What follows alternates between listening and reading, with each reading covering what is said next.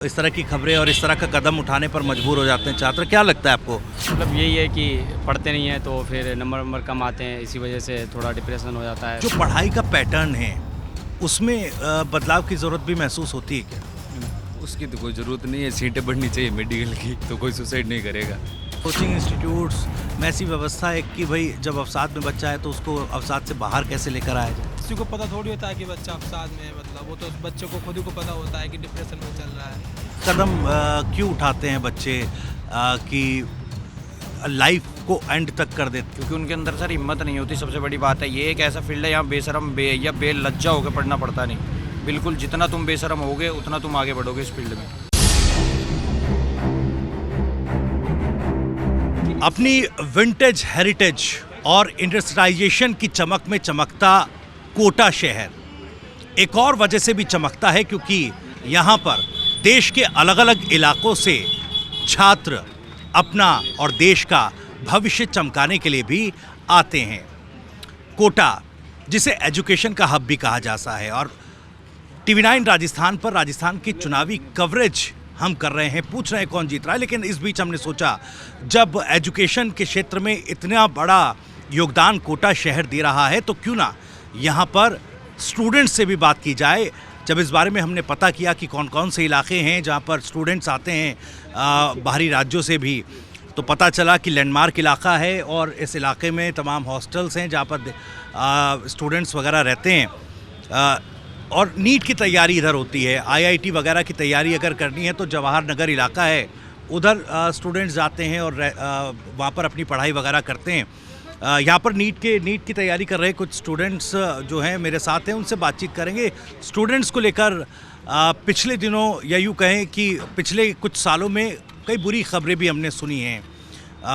क्या वजह उसके पीछे की रही है, छात्रों में किस तरह का अवसाद हो जाता है, यानी डिप्रेशन हो जाता है, उसको जानने की कोशिश करेंगे। इस पढ़ाई के दौरान क्या कुछ चैलेंजेस उनके सामने रहते हैं। हम पहुँचे यहाँ पर लैंडमार्क इलाके में, कुछ चाय नाश्ता करते स्टूडेंट्स हमको मिले हैं और हमें भी चाय उन्होंने पकड़ा दी, तो सोचा चाय स्टूडेंट्स के साथ ही हो जाए, तो उनसे करते हैं बातचीत। दोस्त, आपका नाम क्या है? जितेंद्र स्वामी। जितेंद्र, कहाँ के हैं आप? सीकर, राजस्थान। राजस्थान के ही हैं, तो यहाँ पर नीट की तैयारी आप कर रहे हैं? हाँ। क्या कौन सा मतलब अभी एग्ज़ाम वगैरह, इसके बारे में, नीट के बारे में थोड़ा बताइएगा। नीट का एग्ज़ाम अभी 5 मई को आ गया है नोटिस उसका जी। और क्या बताएं इसमें, और तैयारी कर रहे हैं हम। तैयारी कैसी चल रही है? तैयारी फर्स्ट क्लास चल रही है तैयारी। क्या क्या सब्जेक्ट्स होते हैं जो टफ भी लगते हैं? टफ तो बायो ही लगती है बस, और कोई टफ नहीं लगता। अच्छा, तो इस बार थे एग्ज़ाम 5 तारीख को आप बता रहे हैं, तो तैयारी पूरी है? तो पूरी अब की बार। चलिए, आप बताइएगा, क्या कहाँ से आए हैं आप? यूपी रामपुर। यूपी रामपुर, ठीक है। आप भी नीट की तैयारी कर रहे हैं? जी। और फिलहाल क्या कुछ चैलेंजेस हैं एग्ज़ाम्स को लेकर? एग्ज़ाम्स आने वाले हैं। कोई चैलेंज नहीं है, पढ़ रहे हैं बस, पढ़ेंगे तो कोई चैलेंज नहीं है। जी, ठीक है। आपका नाम क्या है? प्रिंस धाकड़, कहाँ से आए हैं? भरतपुर, राजस्थान। आप भी राजस्थान से। आपका नाम क्या है भाई? सुनील परमार, आप कहाँ से हैं? उदयपुर, राजस्थान। उदयपुर, राजस्थान। ये बताइएगा, ये जो हम खबरें अब सुनते हैं कोटा से, बड़ी चर्चाएं दिल्ली तक होती हैं कि कोटा, और अब तो लोग कहने लगे हैं, वेब सीरीज़ भी बन गई है कोटा फैक्ट्री के नाम से। ये क्या, किस तरह का डिप्रेशन आता है छात्रों के बीच? इस तरह की खबरें और इस तरह का कदम उठाने पर मजबूर हो जाते हैं छात्र। क्या लगता है आपको? मतलब यही है कि पढ़ते नहीं हैं तो फिर नंबर कम आते हैं, इसी वजह से थोड़ा डिप्रेशन हो जाता है, फिर माइंड में अलग अलग थॉट्स आने लगते हैं, इसकी वजह से ही गलत कदम उठा लेते हैं। और बाकी तो कुछ नहीं है, पढ़ेंगे तो फिर कुछ थॉट्स भी नहीं आएंगे। पढ़ेंगे नहीं और इस वजह से जब नंबर कम हो जाते हैं तो, लेकिन इस तरह की कोई गाइडेंस या फिर उस तरह गाइडेंस वाला माहौल नहीं है क्या कोटा के कि ऐसे छात्र जो ठीक नहीं कर पा रहे हैं, जो गाइडेंस की उनको ज़रूरत है, तो इस तरह का माहौल नहीं है क्या? वो गाइडेंस ले ही नहीं पाते ना, क्लास नहीं आते वो बच्चे, जी। पढ़ते नहीं, फिर अंदर ही अंदर वो नेगेटिविटी आती रहती है उनके अंदर। गाइडेंस, एलन काफ़ी गाइडेंस देता है, काफ़ी सारे सेशन होते हैं, गाइडेंस मिलती है, बहुत सारी एलन से सुविधा मिलती है, लेकिन वो जो जिसने ठान रखा है कि मेरे को ये करना ही है, करना है, तो फिर उनके मन में तो नेगेटिविटी आती रहती है, इस वजह से वो लेकिन आपको नहीं लगता कि अपनी जान दे देना, इस तरह का कदम उठाना केवल नंबर कम आ जाने से, मतलब वो आपको ऐसा नहीं लगता कि बहुत ही ज़्यादा आगे चलकर उठा लिया गया कोई कदम है? और बेहतर माहौल बनाया जा सकता है यहाँ पर? हाँ, बनाया जा सकता है। ये थोड़ा है कि नंबर कम हुए, इस बार नहीं हुआ तो कि गलत कदम उठा लिया, अगली बार हो जाएगा, नहीं हुआ तो इस बार मेहनत करेंगे तो फिर सारे काम हो ही सकते हैं, पढ़ेंगे नहीं तो फिर तो कुछ नहीं होने का। आप ज़रा बताइएगा, क्योंकि जैसा कि बता रहे थे भाई कि नंबर कम आते हैं, ये मेन वजह हो जाती है इस तरह की चीज़ों के, इस तरह कदम जो स्टूडेंट्स उठा लेते हैं। एक कारण ये भी, दूसरा कारण कि जो बॉयज़ और गर्ल्स का इंस्ट्रक्शन है वो भी इसकी एक वजह है। क्या, थोड़ा सा खुलकर बताइए। जैसे गर्लफ्रेंड बॉयफ्रेंड हो जाते हैं तो उनको छोड़ के चले जाते हैं, तब भी उसकी वजह से भी कोई 2-3 सुसाइड यहाँ पर देखे गए हैं इसकी वजह से। जहाँ पर आप ये नीट की तैयारी करते हैं, क्या इस तरफ से भी आपके आसपास में कोई ऐसी घटना हुई है?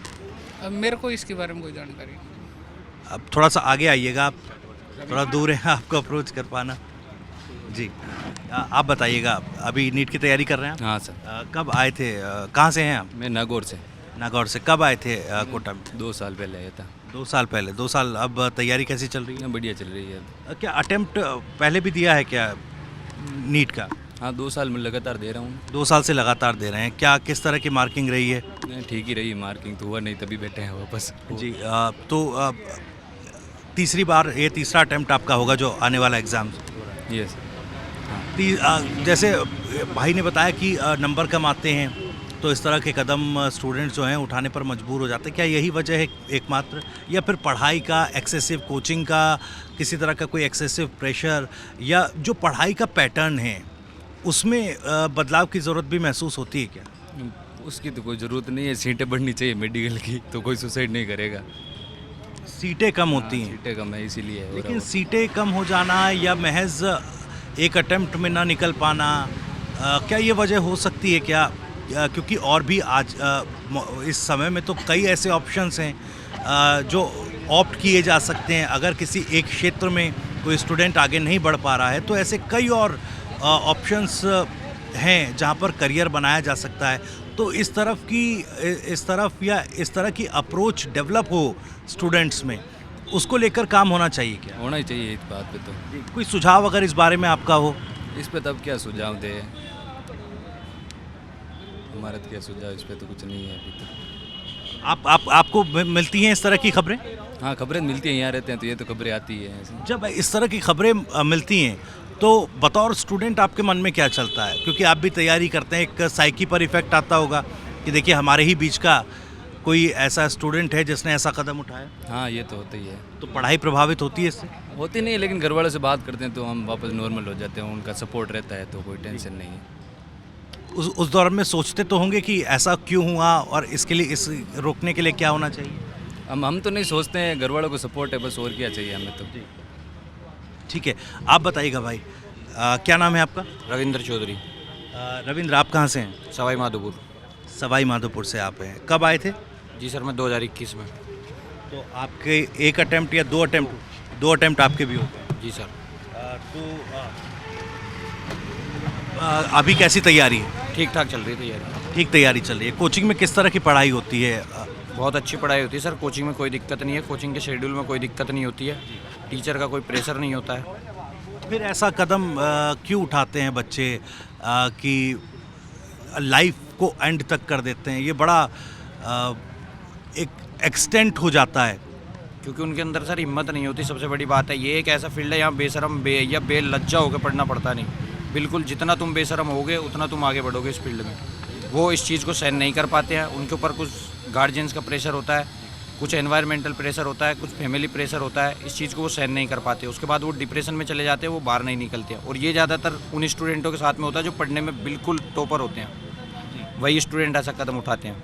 आपको नहीं लगता कि आप ये कह रहे हैं कि हिम्मत चाहिए और कड़ी मेहनत के साथ पढ़ना पड़ता है, लेकिन जब कोई आदमी फेल होता है, जब फेलियर देखता है, चाहे स्टूडेंट लाइफ में हो या फिर अपने जीवन की बात की जाए, जीवन में हम बड़े फेलियर्स देखते हैं, तो क्या आपने कहा कि ये एक वर्गीकरण करने जैसा हो गया है कि अगर फेलियर है तो फिर वो उस कैटेगरी में आ जाता है कि देखिए उसके पास हिम्मत नहीं है। आपको नहीं लगता कि वो भी कहीं ना कहीं सरवाइव कर पाए, अपना करियर जो है किसी तरह से बेहतर कर पाए, इस दिशा में भी एक माहौल बन जाए या हम उस तरह का माहौल बनाएं? क्या इसकी ज़रूरत कभी महसूस हुई? जी सर, बिल्कुल ज़रूरत है। अगर जो तुम इस फील्ड में अपना करियर नहीं बनाना चाह रहे हो, नहीं बन पा रहा है, अगर तुम नहीं हो उस चीज़ में वो एबल, तुम छोड़ दो इसको और अदर फील्ड है उसमें जाओ, अपना करियर बनाओ। क्या ज़रूरी थोड़ी ना है कि यही फील्ड बचा हुआ है। लेकिन जब हम घर से बाहर निकलते हैं, देखिए पेरेंट्स की एक्सपेक्टेशंस तो जाहिर तौर पर होती हैं और उधर का एक प्रेशर भी होता है। पेरेंट्स देखिए कोई भी पेरेंट्स ये नहीं चाहता कि उनका बच्चा जाए और इतने प्रेशर में आए कि वो सुसाइड कर ले। ठीक है, अभी उस तरह का एक अप्रोच शायद पेरेंट्स में भी नहीं बन पाई है कि अगर वो ठीक नहीं कर पा रहा है तो कोई और ऑप्शंस की तरफ भी देखे, एक पर्टिकुलर स्पेसिफिक दिशा की तरफ हम देखते हैं, फिर पेरेंट्स चाहते हैं कि उसी दिशा में अच्छा हमारा बच्चा करे। लेकिन कोचिंग की तरफ से, कोचिंग में इस तरह जब पढ़ाई होती है, कुछ बच्चे अच्छा करते हैं, कुछ नहीं कर पाते हैं, तो फिर क्या जो बच्चे नहीं अच्छा कर पा रहे हैं उनको गाइडेंस देने की ज़रूरत है क्या कि कहाँ आप जा रहे हैं? गाइडेंस सर सबको यहाँ बराबर मिलती है, इक्वल। ये बच्चे के ऊपर डिपेंड करता है कि वो कौन से एनवायरनमेंट में है, उसकी कैसी दोस्ती है, यारी है, वो कहाँ जा रहा है, कहाँ आ रहा है, वो सब सर बच्चे के ऊपर डिपेंड करता है। कोचिंग सर एक हमारा पीछे का सपोर्ट है, पढ़ना हमको खुद को है। हम कितना घंटा पढ़ पा रहे हैं, कितना घंटा नहीं पढ़ पा रहे हैं, ये सब हमारे ऊपर डिपेंड करता है। सब बच्चों को यहाँ इक्वल पढ़ाया जाता है, कोई बच्चे को स्पेशल नहीं पढ़ाया जाता। चलिए, आपका नाम क्या है भाई? तन्मय फौजदार। तन्मय आप कहाँ से हैं? भरतपुर राजस्थान। कब आए यहाँ पर? Last year. लास्ट ईयर आप आए, तो पहला अटेम्प्ट अब होगा? नहीं, दूसरा है। हाँ, दूसरा अटेम्प्ट आपका होगा। कैसा रहा पहला अटेम्प्ट? अच्छा रहा, मेहनत नहीं हुई इसी कारण वापस आ गए। हाँ, चलिए, नहीं आगे अच्छा करेंगे आप, इसकी शुभकामनाएं भी आपके हैं, उम्मीदें भी आपसे हैं। आप बताइएगा, कोचिंग जिस मसले पर हम बात कर रहे हैं, आपकी काफ़ी यंग हैं आप और दूसरा अटेम्प्ट आपका है, तो बिल्कुल आपको लगता है कि जिस तरह का एजुकेशन पैटर्न है वो सही है या उसमें बदलाव की ज़रूरत है? देखिए, सभी के अपने अपने मत होते हैं। मेरे हिसाब से जो सिस्टम की आप बात कर रहे हैं, फर्स्ट क्लास सिस्टम है। सिस्टम में कोई कमी नहीं होती। कमी होती है, सबसे पहली कमी होती है घर वालों के संस्कारों की। फिर बच्चे के खुद के डिसिप्लिन होगा और स्ट्रेटेजी के साथ पढ़ाई होगी तो सब। भाई मैं ये नहीं कह रहा कि सभी पास ही हो, सभी नीट क्वालिफाई कर पाए, लेकिन एट द लास्ट कहीं ना कहीं आप पहुँच जाएंगे। सबसे मेन बात ये है। और बात है सिर्फ मेहनत की, और ये कोई बड़ी बात नहीं है भाई। देखो, सुसाइड तो ठीक है, होते रहते हैं सभी, या समाज के एक पार्ट हैं ये सब चीज़ें। ठीक है, आपको आपने कहा कि सुसाइड्स होते रहते हैं, आपको नहीं लगता क्योंकि आप लोग ही आगे चलकर एक अच्छा समाज, एक अच्छा वातावरण बनाएंगे, डॉक्टर्स आप लोग बनेंगे, तमाम चीज़ें, तो उस तरह की अप्रोच भी बननी चाहिए कि चीज़ों पर लगाम लगे और ऐसी घटनाएं जो हैं वो सुनने देखने को ना मिले। नहीं, इसके लिए सबसे जो मेन मेरे हिसाब से जी बात है वो है घर वालों के संस्कार की, घर वालों के सपोर्ट की। और उससे फिर सबसे बड़ी बात, बच्चे को, किसी भी स्टूडेंट को सही, खुद के प्रति उसको बिल्कुल मतलब प्योर रहना पड़ेगा, बिल्कुल सेल्फ मोटिवेट रहना पड़ेगा। ये बात तो ठीक है, और निष्पक्षता से ही मेहनत करनी पड़ेगी, सीधी बात यही है। और देखिए, नंबर ऊपर नीचे होते हैं, ठीक है होते हैं, लेकिन आप मेहनत करेंगे, कहीं भी किसी भी फील्ड का उदाहरण ले सकते हैं आप। विराट कोहली, ये डाउनफॉल आया भाई के पास, लेकिन बाद में भी उसने जो अभी वर्ल्ड कप में चल रही है परफॉर्मेंस, वो आप देख सकते हैं। अर्जुन है, जो भी मतलब किसी भी फील्ड में महान हुए हैं, मेहनत से ही हुए हैं। और ये सब मेहनत से मोटिवेशन, कॉन्फिडेंस सब कुछ ऊपर चला जाता है। लास्ट चीज़ है वो मेहनत की है, घर वालों के संस्कार की है, और फिर लास्ट में बच्चा खुद होता है। मेरे हिसाब से तो यही है। आपका नाम क्या है? मेरा नाम विवेक शर्मा। विवेक, कहाँ से विवेक आप? भरतपुर राजस्थान। कौन सा आपका अटेम्प्ट है इस बार? मेरा तीसरा अटेम्प्ट है। तीसरा अटेम्प्ट है, तो किस तरह की तैयारी है इस बार? अच्छी है। अच्छी है। घर वालों से बात होती है तो क्या, क्योंकि जैसा भाई कह रहे थे कि थोड़ा सा उनकी तरफ से भी एक सपोर्ट सिस्टम बनना चाहिए, तो अभी पेरेंट्स किस तरह से बात करते हैं एजुकेशन के मामले में? हाँ, घर वालों का पूरा सपोर्ट है। वो बोलते हैं कि यहाँ नहीं हुआ तो कहीं ना कहीं तो और होगा, क्योंकि यहाँ इतनी मेहनत कर जाता है बच्चा कि इस फील्ड में सक्सेस नहीं होगा तो कहीं और हो जाएगा। हाँ, एक कोचिंग इतनी तैयारी करा देती है। इस तरह का सपोर्ट घर से मिलता है। आपका क्या विचार है इस पर, जिसकी बात हम कर रहे हैं कि ये जो मामले देखने सुनने मिलते हैं रुके कैसे, या किस तरह का वातावरण और बेहतर स्टूडेंट के लिए हो? सबसे बड़ी बात तो इसमें सर यही है कि जब बच्चा अकेलापन ज़्यादा महसूस करता है और वो ज़्यादा ओवर थिंकिंग करता है और घर वालों का सपोर्ट नहीं मिल पाता, तो वो ऐसी कदम उठाता है और आगे वो कुछ गलतियाँ पीछे कुछ गलतियाँ करता है, पर उनको आगे संभाल नहीं पाता, इसलिए वो ऐसा कदम उठाता है। तो ऐसे जब इस तरह की चीज़ें होती हैं तो आपको नहीं लगता कि वो गाइडेंस वाला केवल पढ़ाई, चूँकि आपने कहा, आप लोग कह रहे हैं कि बराबर होती है, सबको अच्छी तरीके से पढ़ाया जाता है, लेकिन जब ये अप्रोच, ये अवसाद जिसको हम डिप्रेशन कहते हैं, जब ये किसी व्यक्ति किसी स्टूडेंट के मन में बनने लगता है, पनपने लगता है, धीरे धीरे ग्रो करता है, उस स्थिति में चाहे पेरेंट्स के स्तर पर हो, कोचिंग क्लासेस के स्तर पर हो, तो क्या जब वो उस कंडीशन में कोई स्टूडेंट चला जाता है तो वहाँ पर उसको गाइडेंस या थेरेपी जैसा कोई माहौल मिले, आपको नहीं लगता कि इस तरह का भी एक व्यवस्था होनी चाहिए? गाइडेंस के लिए सर क्लास डेली अटेंड करना होता है। जो बच्चे सुसाइड करते हैं वो क्लास अटेंड नहीं करते, वहाँ टीचर हमको डेली गाइडेंस करते हैं सर। गाइडेंस बराबर करते हैं सभी को। जो बच्चा डेली क्लास अटेंड करेगा, डेली कोचिंग के शेड्यूल से चलेगा, वो ऐसा काम नहीं करेगा। चलिए ठीक है, कोचिंग क्लास अटेंड, भाई वीडियो बना रहे हैं, आपसे भी बात करते हैं। जी, क्या नाम है आपका? लिक्कू टिक्कू, निक्कू कहाँ से हैं आप? मैं बाड़मेर बाड़मेर राजस्थान से हैं। कौन सा अटेम्प्ट आपका है? दूसरा अटेम्प्ट है। अब की बार दूसरा दूंगा। इस बार दूसरा अटेम्प्ट, पहला आप दे चुके हैं। पहले में किस तरह की मार्किंग रही? सेल्फ असेसमेंट आप लोग करते होंगे? बढ़िया रही मार्किंग, 445 नंबर आए। अच्छा, तो इस बार उम्मीद है? हाँ, उम्मीद तो है। चलिए, उसके लिए शुभकामनाएं। और जैसा हम बात कर रहे हैं, आप सुन ही रहे थे लगातार, क्या आपको लगता है कि एक और व्यवस्था ऐसे, या यूँ कहें कि बेहतर व्यवस्था बच्चों के लिए, स्टूडेंट्स के लिए होनी चाहिए कि जब कोई अवसाद में आए तो कम से कम वो उससे बाहर निकल पाए और दूसरे ऑप्शंस की तरफ देख पाए, उनको ऑप्ट कर पाए, इतनी हिम्मत हो, कन्फ्रंट करने की हिम्मत हो, पेरेंट्स को भी, समाज को भी? ये तो होना ही सही है जी। इसके लिए क्या और कदम एक स्टूडेंट के तौर पर बताइएगा कि इस तरह की अप्रोच हो, चाहे सरकार के तौर पर, कोचिंग इंस्टीट्यूट के तौर पर, जो हमारा समाज है उसके स्तर पर? कोचिंग इंस्टीट्यूट तो पूरी मदद कर ही रहा है जी। और बच्चे को कुछ सोचना चाहिए इस बारे में। तो स्टूडेंट को सोचना चाहिए, लेकिन स्टूडेंट्स ऐसी स्थिति में कैसे सोचेगा जब वो डिप्रेशन में होगा? उसको तो गाइडेंस की ज़रूरत होगी ना। वो तो पेरेंट्स को बताएगा, पेरेंट्स बता सकते हैं इस बारे में। तो पेरेंट्स के स्तर पर भी थोड़ा सा वो जो प्रेशर है, वो आपको नहीं लगता कि स्टूडेंट जब बात करेंगे अपने पेरेंट्स से इस बारे में कि देखिए हमसे नहीं हो पा रहा है, तो क्या घर पे आपको लगता है कि आसानी से पेरेंट्स समझ जाते हैं या समझते होंगे? देखिए, मेरे को तो समझाते हैं पेरेंट्स। समझाते हैं आप? हाँ, नहीं होगा तो कोई दूसरा ऑप्शन भी है। चलिए, कुछ और बच्चे यहाँ पर हैं हमारे साथ, स्टूडेंट हैं हमारे साथ। हाँ, वो बड़ा बच रहे थे बातचीत करने से, उनसे ज़रा बात करते हैं। भाई, नाम क्या है आपका? अंश कंचव। अंश नाम है आपका। अंश, कहाँ से हैं आप? मुरादाबाद यूपी। मुरादाबाद यूपी, तभी बड़े नटखट और वो लग रहे हैं आप, इधर उधर दौड़ते भागते।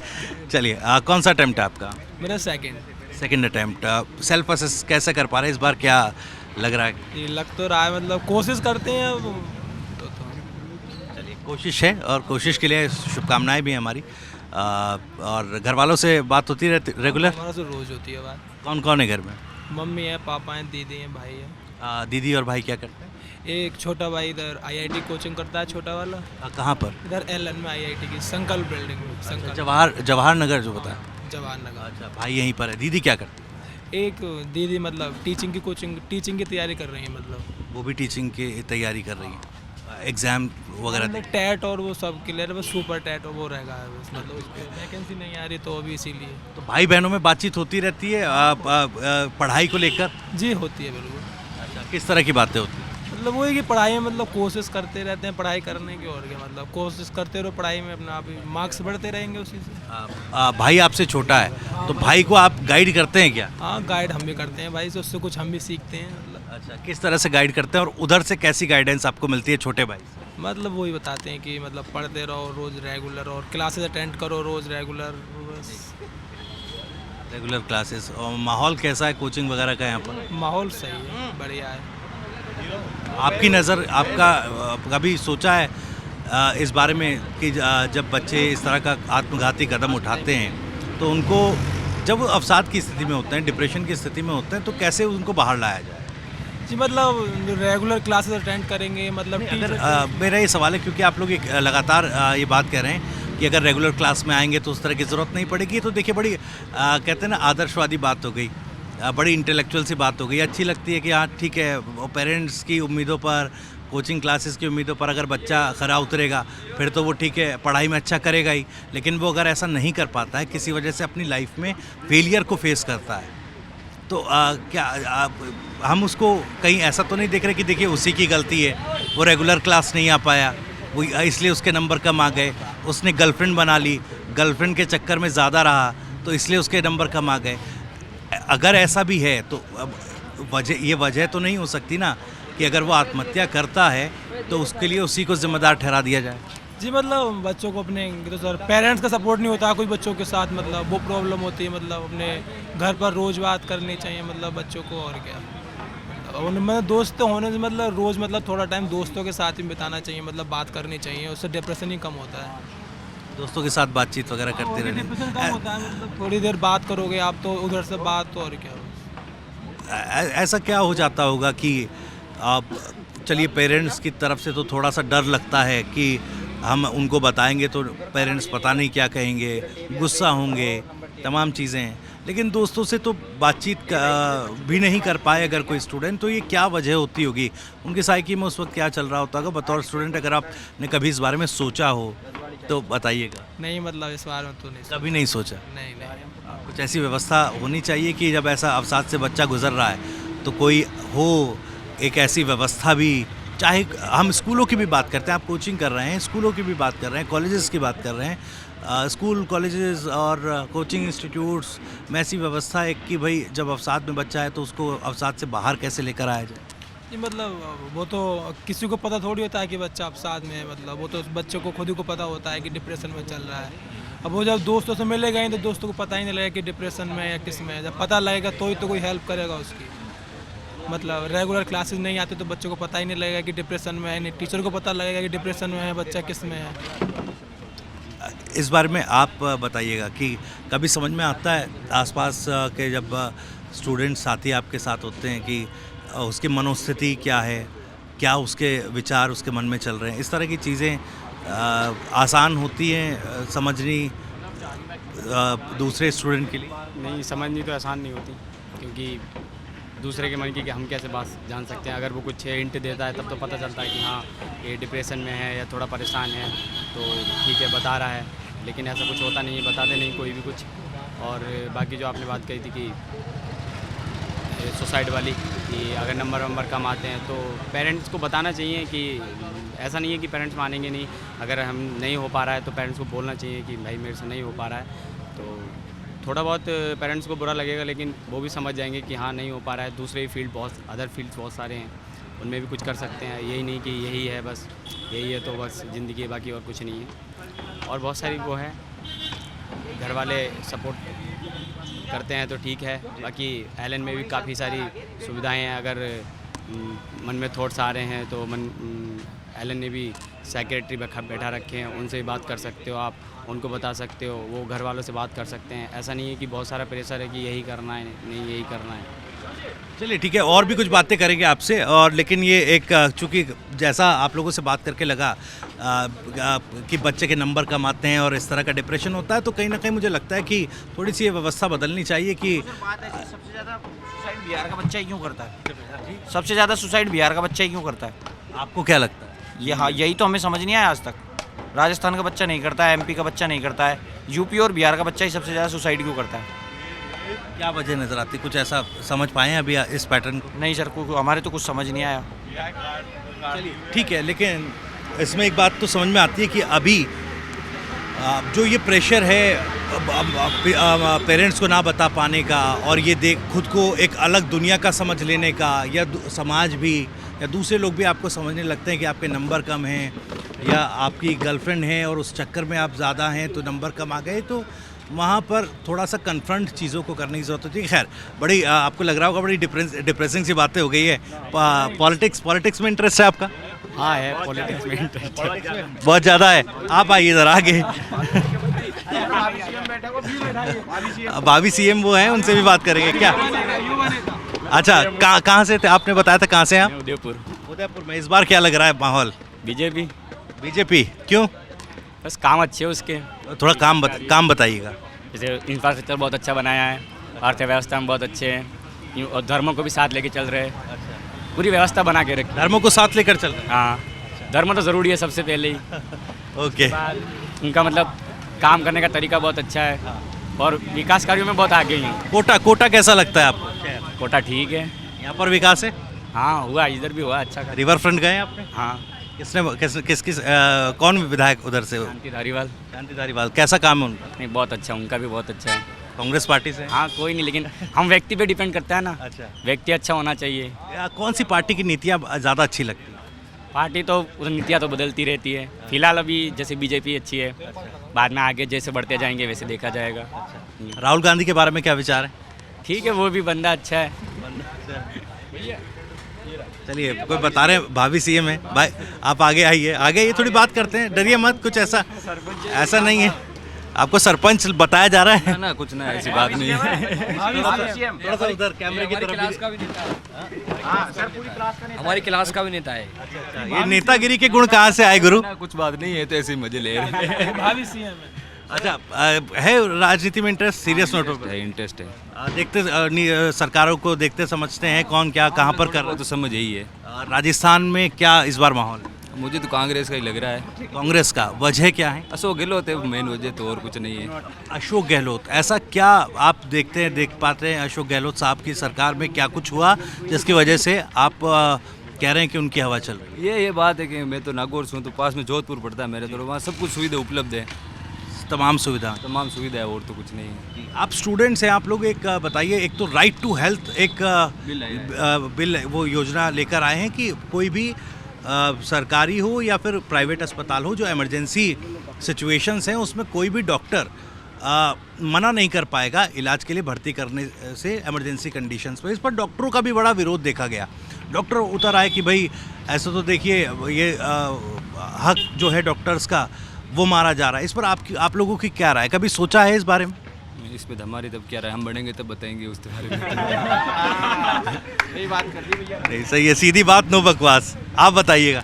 हम यूपी से हैं, हमको नहीं पता, तो यूपी से हैं। यूपी से हैं, फिर भी अगर इस तरह की व्यवस्था कहीं लागू होती है कि कोई भी अस्पताल प्राइवेट भी है, क्योंकि प्राइवेट डॉक्टर बनने के बाद आप या तो सरकारी अस्पतालों में काम करते हैं, डॉक्टर बनते हैं, या फिर अपना प्राइवेट क्लिनिक अस्पताल खोलते हैं, तो राइट टू हेल्थ जैसा सिस्टम हमारे समाज में, हमारे देश में लागू होना चाहिए या ना होना चाहिए? आपका विचार क्या है इसमें? वो तो मतलब कंडीशन के ऊपर डिपेंड करता है कि कैसी कंडीशन, क्या कंडीशंस हो सकती के लिए मतलब आपने थोड़ा पेशे को तो समझा होगा, आप इसकी पढ़ाई कर रहे हैं, तो क्या कंडीशंस हो सकती? मतलब इसके बारे में हम कुछ भी बता नहीं सकते, मतलब ज़्यादा तो अभी सोचा नहीं है इसके बारे में? नहीं। चलिए, आप सोचिएगा, चूँकि आप बताइएगा थोड़ा। अगर गवर्नमेंट ऐसा करती है तो फिर गवर्नमेंट को डॉक्टर्स के बारे में भी कुछ सोचना चाहिए कि डॉक्टर्स भी बहुत सारी मेहनत करी है, तो उनके लिए भी कुछ ना कुछ सोचना चाहिए। एक ये आमतौर पर देखिए, मैं क्योंकि बहुत ज़्यादा टिपिकल इसको नहीं करूँगा, आमतौर पर लोग कहते हैं कि डॉक्टर बनने के लिए बड़ा पैसा खर्च करना पड़ता है। अब राइट टू हेल्थ जैसा कानून आप ला देंगे और इसको इम्पोज कर दिया जाएगा, तो यार अब डॉक्टर कमाएगा कैसे? हाँ, तो इसी बारे में तो गवर्नमेंट को सोचना चाहिए ना, डॉक्टर्स के बारे में, कि अगर ये बिल पास करते हैं तो डॉक्टर्स के लिए भी तो कुछ होना चाहिए ना। और डॉक्टर्स ने इतनी सारी मेहनत करी है, मेहनत से पढ़े हैं, पैसा खर्च किया है बहुत सारा, और टाइम भी वेस्ट किया है, तो थोड़ा बहुत तो डॉक्टर्स। आपको नहीं लगता ये बड़ा कॉन्ट्रडिक्शन हो जाता है? एक तरफ डॉक्टर को भगवान कहते हैं, सबकी जान बचाएंगे, दूसरी तरफ भाई कमाई सबके लिए ज़रूरी है, कमाना भी है, तो कॉन्ट्रडिक्शंस जो हैं, विरोधाभास जो हैं, और कानून भी आ जाता है। नैतिक तौर पर बड़ा अच्छा लगता है कि भाई सबको इलाज मिले, ज़रूरी भी है, तो फिर इस कॉन्ट्रडिक्शन को ख़त्म करने के लिए क्या ज़रूरी कदम हो सकते हैं? गवर्नमेंट को सोचना चाहिए। अब बाकी तो गवर्नमेंट के आगे तो कुछ हो नहीं सकता, जब बिल पास कर दिया तो कर दिया, अब बाकी तो गवर्नमेंट ही जाने। अच्छा, 25 लाख रुपए का मुफ्त बीमा जो है सरकार यहाँ पर दे रही है, उसके बारे में क्या कुछ है थॉट? इस बारे में तो मेरे को कोई थॉट नहीं। कोई थॉट नहीं। चलिए, आप भी लोग भी सोचिएगा, आप बताइएगा थोड़ा कुछ जानकारी अगर इस बारे में रखते हैं। किस बारे में? राइट टू हेल्थ पर आपका क्या विचार है? इंसानियत भी बड़ी चीज़ है।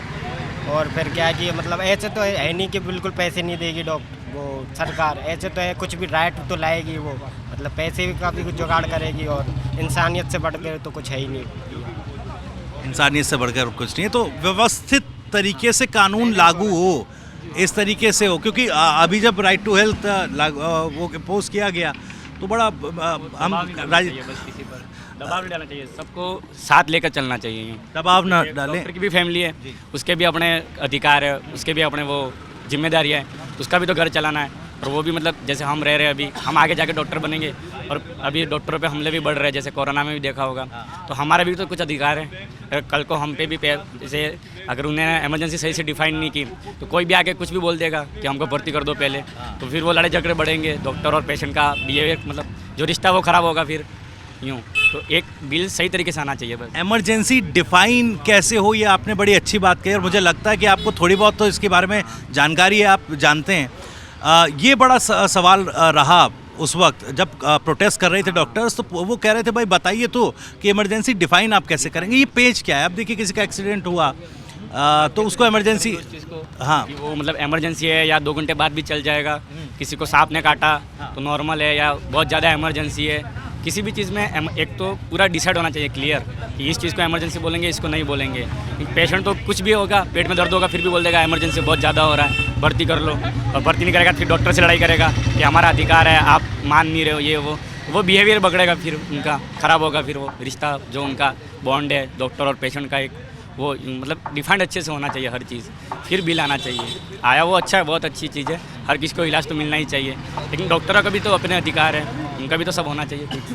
चलिए थोड़ा जल्दी जल्दी बात करेंगे, बहुत लंबा ज़्यादा वीडियो हो जाएगा। सोशल सिक्योरिटी की बात मुख्यमंत्री अशोक गहलोत कर रहे हैं यहाँ पर। सोशल सिक्योरिटी समझते हैं आप लोग? जी सोशल सिक्योरिटी मिलनी चाहिए जी, हाँ वो तो होना ज़रूरी है। ये बड़ा चीज़ हो गई फ्री में देने की, दिल्ली में भी हो रहा है और बीजेपी जहाँ जाती है वो भी अब फ्री बी का ऐलान करती है, कांग्रेस पार्टी भी करती है, यानी हर एक दल कर रहा है।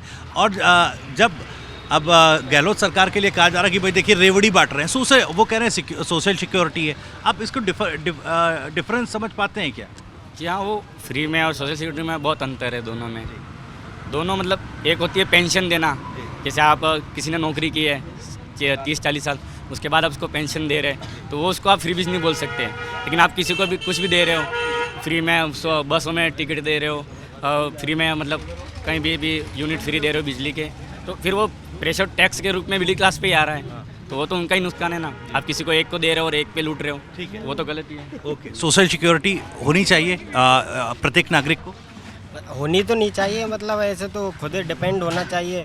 और ऊपर से क्या है कि मतलब ऐसे सरकार सारा फ्री कर देगी तो फिर हम क्या करेंगे, हमें भी तो कुछ करना है ना जीवन में। तो ऐसे थोड़ी है कि सोशल सिक्योरिटी के नाम पे सब कुछ फ्री देंगे आप। ठीक है, सोशल सिक्योरिटी के बारे में समझते हैं? मैं नहीं समझता। अच्छा, पेंशन वगैरह की बात चल रही है? पेंशन नहीं, सोशल सिक्योरिटी की जो बुनियादी सुविधाएं हैं, जो ज़रूरत है, चाहे एक तरीके से बुनियादी बिजली ले लीजिए कि कुछ गरीबों को बिजली भी मिले, जितना बर्डन पड़ता है बिलों में वो ना पड़े, जैसे 100 यूनिट तक बिजली फ्री कर दी, परिवहन में, ट्रांसपोर्टेशन में, इन सब चीज़ों में एक बुनियादी स्तर पर किसी को उसके लिए वंचित ना रहना पड़े। और स्वास्थ्य में जैसे राइट टू हेल्थ, इन कुछ एक चीज़ों को मिलाकर के एक बुनियादी सुविधाएं हर एक नागरिक तक पहुंचाई। ये सोशल सिक्योरिटी सबके पास रहे। आप इस देश में हैं तो आप भूखे नहीं मरेंगे, आप इलाज की वजह से नहीं मरेंगे, इस तरह की चीज़ें आपके साथ नहीं होंगी। ये व्यवस्था होनी चाहिए कि नहीं होनी चाहिए? बिल्कुल, ये प्राइमरी चीज़ें, सबसे नेसेसरी चीज़ यही है एक डेवलपमेंट कंट्री बनने के लिए, इंडिया के लिए, जो स्वास्थ्य है और अगर शिक्षा, यही सबसे अभिन्न अंग है। Thank you. ठीक है, एक क्योंकि क्लास का समय हो रहा है, मैं सोशल सिक्योरिटी पर एक कमेंट ले लेता हूँ। सोशल सिक्योरिटी पर आपकी नहीं जानता सर कुछ भी। बुनियादी सुविधाएं जो हैं वो प्रत्येक नागरिक तक पहुँच पाएँ, उनको मिले, कोई इलाज की वजह से ना मरे, कोई भूखा ना मरे, किसी को अगर यहाँ से वहाँ जाना है और उसके पास पैसे नहीं हैं तो एक ट्रांसपोर्टेशन के लिए उसको बुनियादी ट्रांसपोर्टेशन उसको मिले, इस तरह की चीज़ें लागू होनी चाहिए कि नहीं? हाँ सर, ऐसी चीज़ें लागू होनी चाहिए। जी, ठीक है। ट्रांसपोर्ट सोशल सिक्योरिटी पर क्या आप? यहाँ मतलब लागू तो होनी चाहिए कि मतलब कुछ आम जनता भी जैसे मतलब बजट नहीं है कुछ मतलब किस चीज़ का, तो वो भी अपना आसानी से काम कर सके, टाइम बचा सके। चलिए, बहुत बहुत शुक्रिया, बहुत अच्छा लगा आप लोगों से बातचीत कर। वोट जाएगा बीजेपी में और बीजेपी जिंदाबाद, साफ बात है, राजस्थान में इस बार आएगी आरएलपी। आरएलपी पलटेगी पासा, ना कांग्रेस ना बीजेपी, क्योंकि वो बीच में बहुत बड़ा शेर है। और सर यूपी में फिर योगी नागौर से है ना? नहीं, मैं तो सवाई माधोपुर से हूँ सर, सर। यूपी में फिर योगी आएगा और उसके साथ भूपेंद्र जोगी भूपेंद्र जोगी आएगा सर। एक ही नारा, एक ही नाम, जय श्री राम, जय श्री राम। चलिए, बहुत बहुत शुक्रिया आप सभी का। तो ये स्टूडेंट्स हैं यहाँ पर कोटा में, उनसे हर पहलू पर बात करने की कोशिश की, समझने की कोशिश की। कई सारे विचार होते हैं जो धीरे धीरे स्टूडेंट, बतौर स्टूडेंट जब आप एक वयस्क बनते हैं और अपने आगे जीवन में बढ़ते हैं तो वो चीज़ें डेवलप होती हैं। तो उसी तरह की बातचीत थी। कुछ विचार उन्होंने साझा किए, कुछ हमने साझा किए और आगे चलेंगे। कोटा में कौन जीत रहा है TV9 राजस्थान पर ये आपको बताते रहेंगे। अपने कैमरामैन साथी राहुल देव के साथ TV9 राजस्थान के लिए मैं भविष्य त्यागी।